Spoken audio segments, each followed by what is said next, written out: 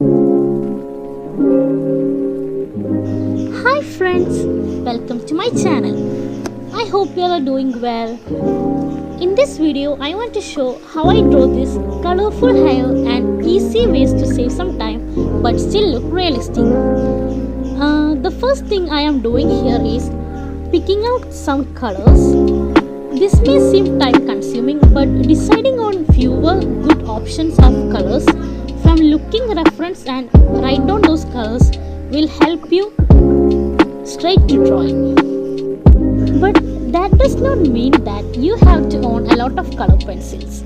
You have to only go from your reference picture.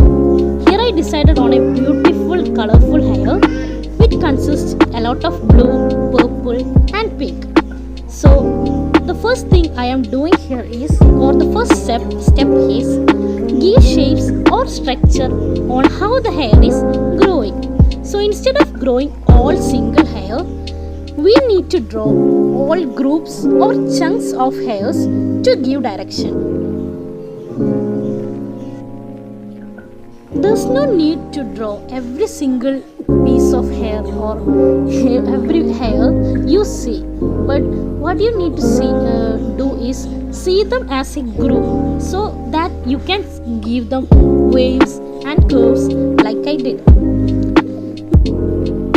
The second step now is to lay down all colors very lightly and blend them together with a lighter color of that pencil or with a white pencil. As you can see, I am laying down all the colors from where the colors lay down in the reference.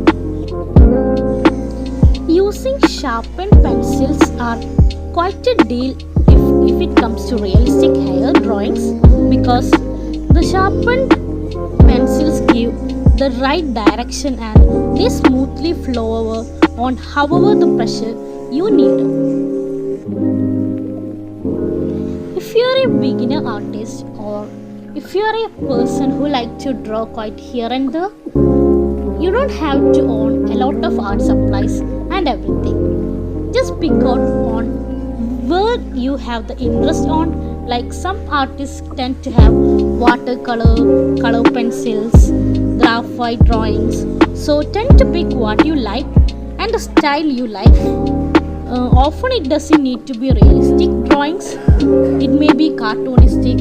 Likewise, I really enjoy doing realistic portraits to just see or to challenge myself to see how similar I can draw the reference picture. Oftentimes it is not perfect as because, and don't stress out. Even if you're beginners, you always tend to compare other artists' works to yours. Everyone's talent and skills takes somewhat time and depends on everything they do. So I wish you don't stress over those things and embrace your mistakes and show what you got. That's really matters in artistic field. So if you're not very good at the beginning, trust me, just keep on going and I'm sure you will reach or you will improve quite a lot. So the third step I will be telling you guys is give life to drawings by their highlight and dark values. Darkness doesn't mean the black you always see.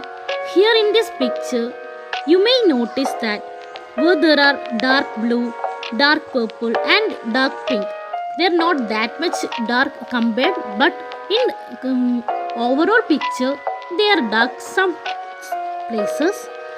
So that's what I mean by darkness. And on highlights,